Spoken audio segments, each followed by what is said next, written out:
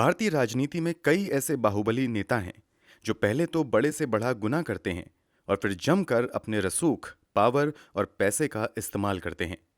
ये कहानी भी एक ऐसे ही 6 बार के विधायक और मायावती की सरकार में मंत्री रहे बाहुबली नेता की है, जिसने पहले तो अपने से आधी उम्र की लड़की को अपने झांसे में फंसाकर 3-3 बार प्रेग्नेंट कर दिया और फिर उसके साथ ऐसी खौफनाक वारदात को अंजाम दिया कि सुनकर आज भी रूह कांप जाती है। हम बात कर रहे हैं मधुमिता शुक्ला और अमरमणि त्रिपाठी की। तो आखिर क्या है अमरमणि त्रिपाठी और मधुमिता शुक्ला की पूरी कहानी? चलिए जानते हैं सब कुछ इस वीडियो में आगे। यकीन मानिए, जब आप इस केस के बारे में सिलसिलेवार तरीके से सब कुछ जानेंगे तो आपके लिए यकीन करना भी मुश्किल हो जाएगा। तो वीडियो में अंत तक जरूर बने रहिए। फिलहाल वीडियो में आगे बढ़ने से पहले अगर आपने क्राइम की कहानी चैनल को सब्सक्राइब नहीं किया है तो जल्दी से चैनल को सब्सक्राइब कर बेल आइकन जरूर दबा लीजिए। तो चलिए अब कहानी शुरू करते हैं।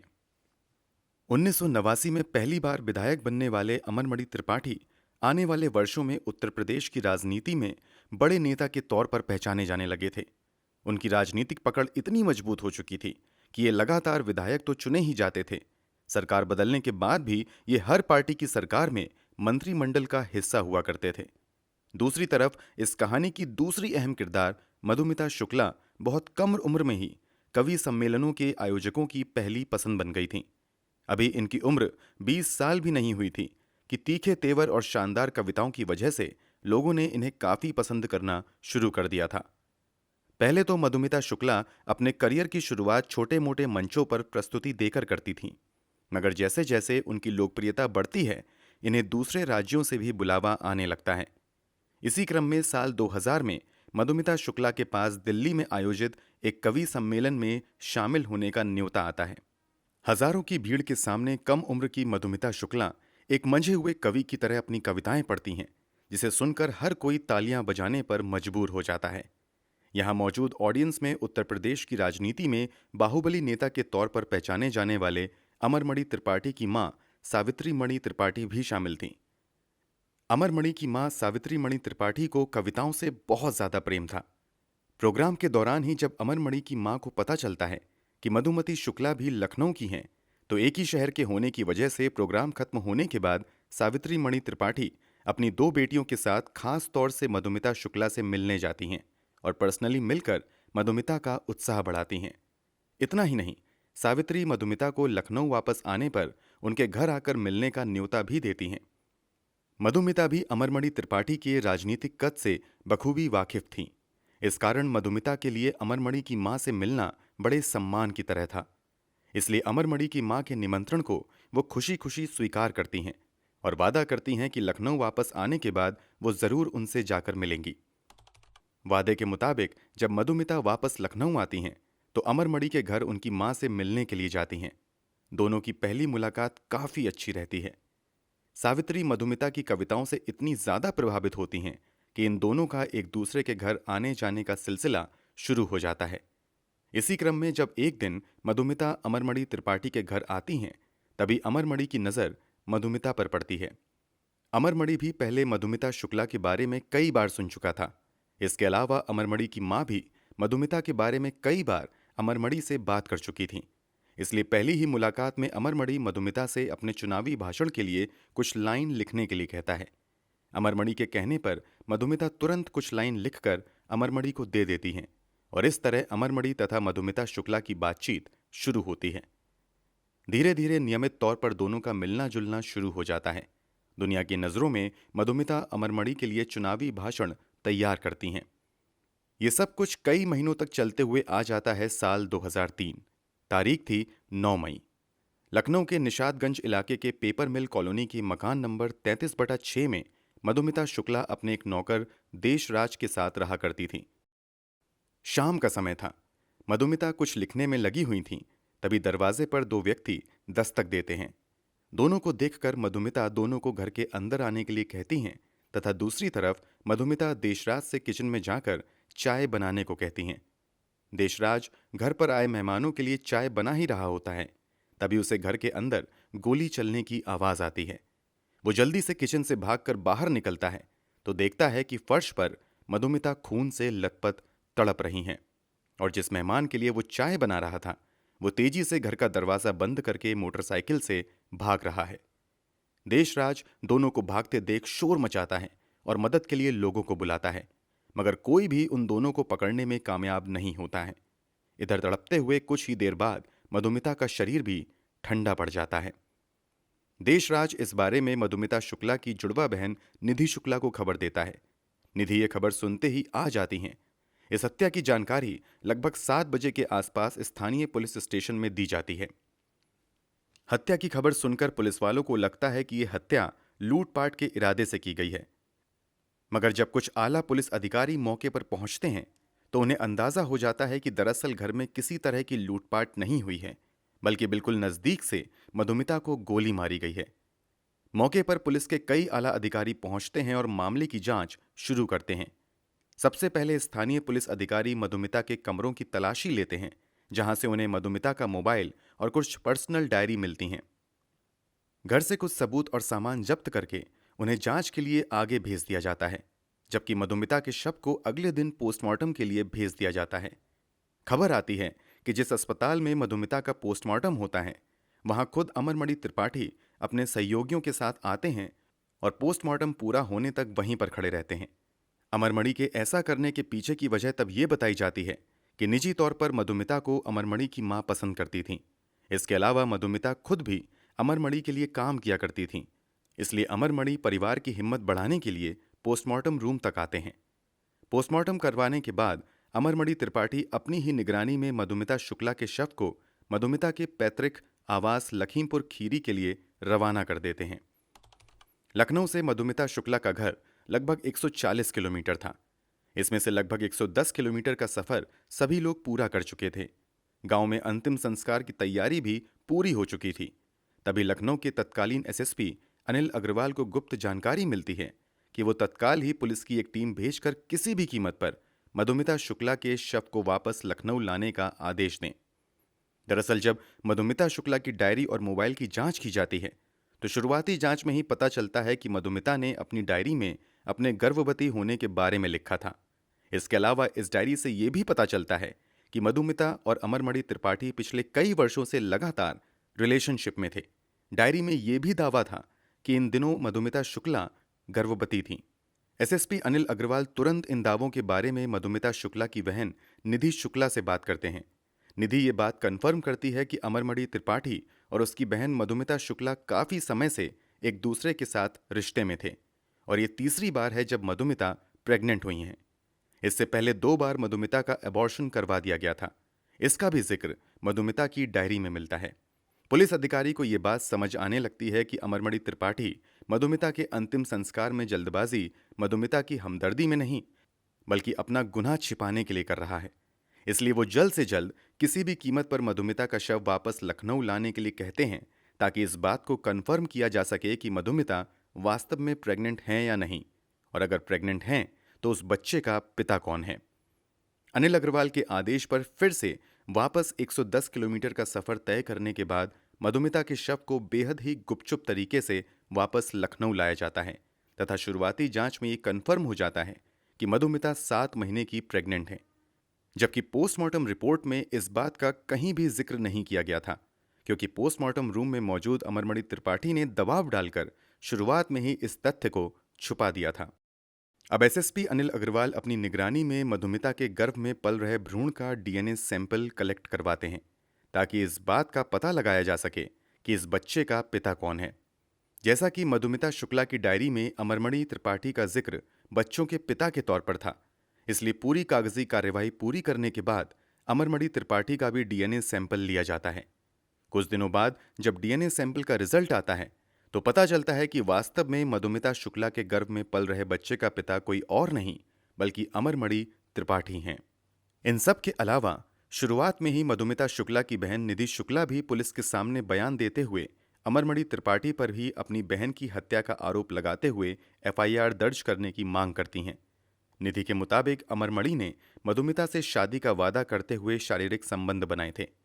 पहले 2 बार जब मधुमिता प्रेग्नेंट हुई थीं तो किसी तरह अमरमणि ने अबॉर्शन करवा दिया था, मगर तीसरी बार मधुमिता अबॉर्शन करने से मना कर देती हैं। इस कारण अपना गुनाह छिपाने के लिए अमरमणि त्रिपाठी मधुमिता की हत्या करवा देते हैं। निधि शुक्ला के इस बयान के बावजूद शुरुआती दौर में अमरमणि त्रिपाठी या अमरमणि के परिवार को किसी को भी आरोपी नहीं बनाया जाता है और ना ही किसी का नाम एफआईआर में दर्ज किया जाता है। मगर जब डीएनए रिपोर्ट आ जाती है तो इस मामले को क्राइम ब्रांच लखनऊ को भेज दिया जाता है। लखनऊ क्राइम ब्रांच के तत्कालीन एसपी राजेश पांडे इस केस की पूरी ईमानदारी से जांच करना शुरू कर देते हैं। इसका नतीजा ये होता है कि तत्काल ही उनका ट्रांसफर कर दिया जाता है। उस समय उत्तर प्रदेश की मुख्यमंत्री मायावती थीं और अमरमणि त्रिपाठी तब मायावती की सरकार में मंत्री भी हुआ करते थे। मायावती पर आरोप लगने लगते हैं कि वो अमरमणि त्रिपाठी को बचाने के लिए ही अधिकारियों का ट्रांसफर करवा रही हैं। इसके अलावा लगातार सीबीआई से इस मामले की जांच की भी मांग होती रहती है, मगर मायावती इस मामले को सीबीआई तक नहीं भेजती हैं। हालांकि जब दबाव बहुत ज्यादा बढ़ता है तब इस मामले की जांच सीआईडी को दे दी जाती है। मामला हाथ में लेने के बाद सीआईडी के अधिकारी इस मामले की जांच शुरू करते हैं, मगर यहां भी कुछ अजीब घटनाएं देखने को मिलती हैं। दरअसल जब सीआईडी के 2 अधिकारी पूरी मेहनत से इस केस की जांच करने लगते हैं तथा एक दिन अमरमणि त्रिपाठी के घर उससे पूछताछ करने पहुंच जाते हैं तो उन दोनों अधिकारियों को ही मायावती की सरकार द्वारा सस्पेंड कर दिया जाता है। अब खुले तौर पर मायावती पर अमरमणि त्रिपाठी को बचाने का आरोप लगने लगता है। हालांकि जब हंगामा ज्यादा बढ़ता है तो मायावती अमरमणि त्रिपाठी को मंत्रिमंडल से तो निकाल देती हैं, मगर उनके खिलाफ जांच में किसी तरह की तेजी नहीं देखी जाती है। इसी बीच बहन को न्याय दिलाने की लड़ाई लड़ रही निधि शुक्ला मामले के बारे में तत्कालीन प्रधानमंत्री अटल बिहारी वाजपेयी से बात करती हैं तथा उनसे इस मामले की जांच सीबीआई से करवाने की सिफारिश करती हैं। कथित तौर पर पीएमओ से दबाव आने के बाद मायावती इस मामले की जांच सीबीआई से करवाने को तैयार हो जाती हैं। 17 मई 2003 को आखिरकार इस मामले को सीबीआई के हवाले कर दिया जाता है। अब जो जांच में खुलासा होता है वो हैरान करने वाला होता है। दरअसल इस हत्या में केवल अमरमणि त्रिपाठी का ही रोल नहीं था, बल्कि पूरी साजिश के तहत इस हत्या को अंजाम दिया गया था। सीबीआई की जांच में सामने आता है कि पहले तो अमरमणि त्रिपाठी और मधुमिता शुक्ला की मुलाकात यूं ही होती है, मगर धीरे धीरे दोनों एक दूसरे के करीब आ जाते हैं और शादीशुदा और बच्चों का पिता होते हुए भी अमरमणि त्रिपाठी अपने से आधी उम्र की लड़की मधुमिता शुक्ला से शादी का वादा करके शारीरिक संबंध बनाता है। पहले 2 बार मधुमिता जब प्रेग्नेंट होती हैं तो अमरमणि के कहने पर वो अबॉर्शन करवा लेती हैं, मगर तीसरी बार वो अबॉर्शन करवाने से इनकार करती हैं तथा अमरमणि पर शादी करने का दबाव बनाने लगती हैं। इधर इस बात की भनक अमरमणि की पत्नी मधुमणि त्रिपाठी को भी लग जाती है कि अमरमणि का चक्कर मधुमिता शुक्ला के साथ चल रहा है। इस बात को लेकर मधुमणि त्रिपाठी तथा अमरमणि त्रिपाठी के बीच काफी लड़ाइयां होती हैं, मगर अमरमणि अपनी पत्नी के इन आरोपों को नकारते हुए कहता है कि जैसा तुम समझ रही हो वैसा कुछ नहीं है।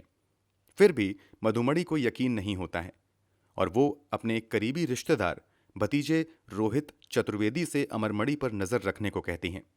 हमेशा की तरह जब एक दिन अमरमणि मधुमिता शुक्ला के घर मिलने के लिए जाता है तो रोहित इस बात की जानकारी मधुमणि को दे देता है।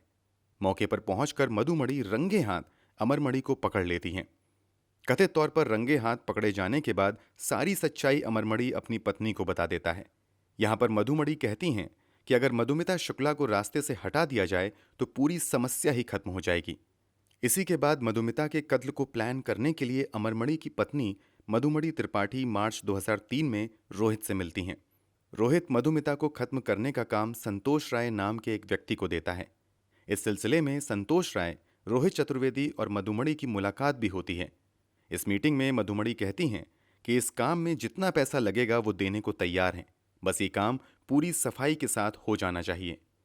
इसी के बाद पूरी प्लानिंग के बाद फाइनली 9 मई 2003 को संतोष राय अपने एक और साथी प्रकाश पांडे के साथ मधुमिता के घर जाता है और पहले थोड़ी देर बात करने के बाद सीधे मधुमिता को गोली मारकर वहां से भाग जाता है। इस पूरे खुलासे के बाद 23 सितंबर 2003 को अमरमणि त्रिपाठी को गिरफ्तार कर लिया जाता है। वहीं इस मामले में संतोष राय, सत्य प्रकाश, प्रकाश पांडे, पप्पू, रोहित चतुर्वेदी, मधुमणि त्रिपाठी, अमरमणि त्रिपाठी तथा यज्ञ नारायण दीक्षित नाम के व्यक्ति को कत्ल का आरोपी बनाया जाता है। अमरमणि को गिरफ्तार तो कर लिया जाता है, मगर कुछ ही हफ्तों बाद उसे हाई कोर्ट से बेल भी मिल जाती है। इतना ही नहीं, इस पूरे मामले में जांच के दौरान पावर और पैसे का इस्तेमाल इतना ज्यादा होता है कि एक के बाद एक कई अहम गवाह मामले से मुकर जाते हैं। इसके अलावा केस को नया मोड़ देने की भी कोशिश की जाती है। अमरमणि त्रिपाठी पक्ष की ओर से फर्जी सबूत बनाते हुए यह दावा किया जाता है कि मधुमिता शुक्ला 2002 में ही आईआईटी कानपुर के एक छात्र से शादी कर चुकी हैं, मगर आगे चलकर यह दावा झूठा साबित होता है। अमरमणि की तरफ से यह दिखाने की भी कोशिश की जाती है कि मधुमिता शुक्ला किसी और लड़के के साथ रिलेशनशिप में थी।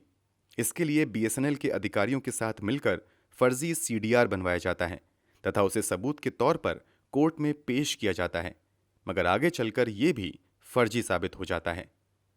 भले ही एक के बाद एक फर्जी सबूत और गवाह फेल हो रहे थे, फिर भी अमरमणि त्रिपाठी पर आंच नहीं आती है और वो आजाद घूमता रहता है। इसी के बाद मधुमिता शुक्ला की बहन निधि शुक्ला केस को उत्तर प्रदेश के बाहर ट्रांसफर करने के लिए सुप्रीम कोर्ट में अपील करती हैं। सुप्रीम कोर्ट में मामले की सुनवाई होती है और इस पूरे मामले को उत्तराखंड ट्रांसफर कर दिया जाता है। अमरमणि त्रिपाठी की जमानत भी रद्द कर दी जाती है। फाइनली उत्तराखंड में इस मामले की सुनवाई शुरू होती है और अमरमणि त्रिपाठी पर लगाए गए सभी आरोप सही साबित होते हैं। इस कारण 24 अक्टूबर 2007 को इस मामले में अमरमणि त्रिपाठी और उसकी पत्नी मधुमणि त्रिपाठी समेत कुल 6 लोगों को दोषी करार दिया जाता है तथा सभी को उम्र कैद की सजा सुनाई जाती है। इसके बाद अमरमणि त्रिपाठी और उसकी पत्नी समेत बाकी आरोपी भी जेल में ही रहते हैं, मगर 2012 में इन सभी को उत्तराखंड की जेल से वापस गोरखपुर सेंट्रल जेल में ट्रांसफर कर दिया जाता है। कमाल की बात तो ये होती है कि उत्तर प्रदेश में वापस आते ही अमरमणि त्रिपाठी कुछ ही समय तक जेल में रहता है और उसके बाद बीमारी को आधार बनाकर खुद को बीआरडी मेडिकल कॉलेज में ट्रांसफर करवा लेता है। मधुमणि त्रिपाठी भी बीमारी के आधार पर इस बीआरडी मेडिकल कॉलेज के वीआईपी वार्ड में भर्ती हो जाती हैं। 2013 में अखिलेश यादव की सरकार में अमरमणि त्रिपाठी और दूसरे आरोपी सरकार से जेल से रिहा करने का अनुरोध करते हैं, मगर अखिलेश यादव की सरकार द्वारा इस मांग को नकार दिया जाता है। इस कारण अमरमणि त्रिपाठी कभी जेल तो कभी अस्पताल में ही रहता है। आपको जानकर हैरानी होगी कि 2023 तक अमरमणि त्रिपाठी अस्पताल और जेल में ही रहता है, मगर 2023 के अगस्त महीने में उत्तर प्रदेश की योगी आदित्यनाथ की सरकार ने अच्छे व्यवहार के आधार पर अमरमणि त्रिपाठी और उसकी पत्नी को आखिरकार जेल से रिहा कर दिया। अब दोनों आज़ादी के साथ अपनी जिंदगी जी रहे हैं। दूसरी तरफ मधुमिता शुक्ला की बहन निधि शुक्ला आज भी इंसाफ की लड़ाई लड़ रही हैं। दोस्तों, इस पूरे मामले पर आप क्या कहना चाहेंगे? कमेंट बॉक्स में जरूर बताएं। अगर आपको हमारी मेहनत पसंद आई हो तो इस वीडियो को लाइक करते हुए शेयर जरूर करें। अगर आपने अब तक क्राइम की कहानी चैनल को सब्सक्राइब नहीं किया है तो जल्दी से चैनल को सब्सक्राइब कर बेल आइकन जरूर दबाएं। ऐसे ही अपराध की दुनिया से जुड़ी कहानियों के लिए हमारे साथ जुड़े रहें। धन्यवाद।